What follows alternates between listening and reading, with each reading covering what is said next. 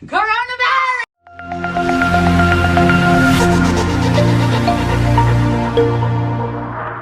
Le virus du Covid-19 est très contagieux et une personne atteinte en contamine deux. Ces deux autres vont chacun à leur tour contaminer deux autres personnes qui chacune vont contaminer aussi deux autres personnes. Avec notre petite simulation, nous constatons qu'une personne atteinte peut être responsable de la contamination de 14 autres personnes en seulement 3 tours.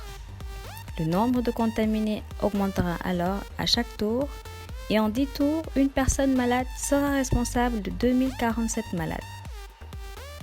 Lorsqu'une personne malade du Covid-19 éternue ou tousse, elle expulse des gouttelettes de plusieurs tailles contenant le virus jusqu'à une distance de 1 à 2 mètres.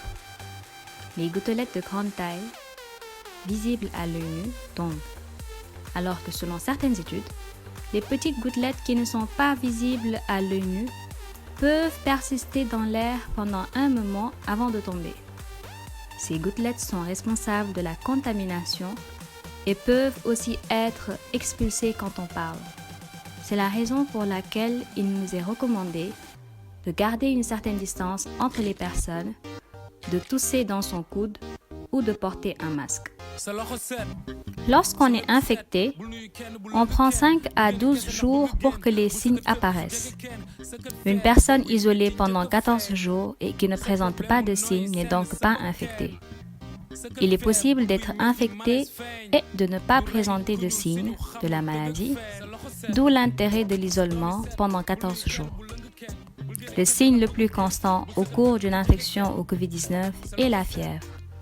Mais on peut aussi avoir une toux ou un mal de gorge, une fatigue générale, des maux de tête et dans de rares cas, des douleurs abdominales, une diarrhée ou une perte de l'odorat ou du goût. Dans les formes sévères ou les formes graves, qui atteignent le plus souvent les personnes âgées ou celles souffrant déjà d'une autre maladie, on peut avoir une difficulté à respirer et parfois une douleur thoracique. Nous pouvons tous ensemble vaincre le Covid-19. Pour cela, nous devons respecter les mesures dont nous avons déjà parlé. Ne pas participer au rassemblement et ne sortir de chez soi que si cela est vraiment nécessaire. Cela permettra d'arrêter le cycle de transmission du virus. Il faut éviter aussi de partager de fausses informations sur WhatsApp et les autres réseaux sociaux. Recherchez les bonnes informations sur des sites fiables et habilités.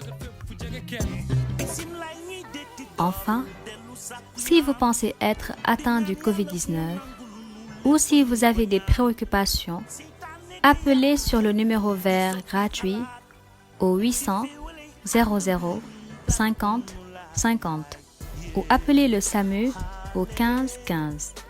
Vous pouvez aussi appeler sur les numéros d'alerte.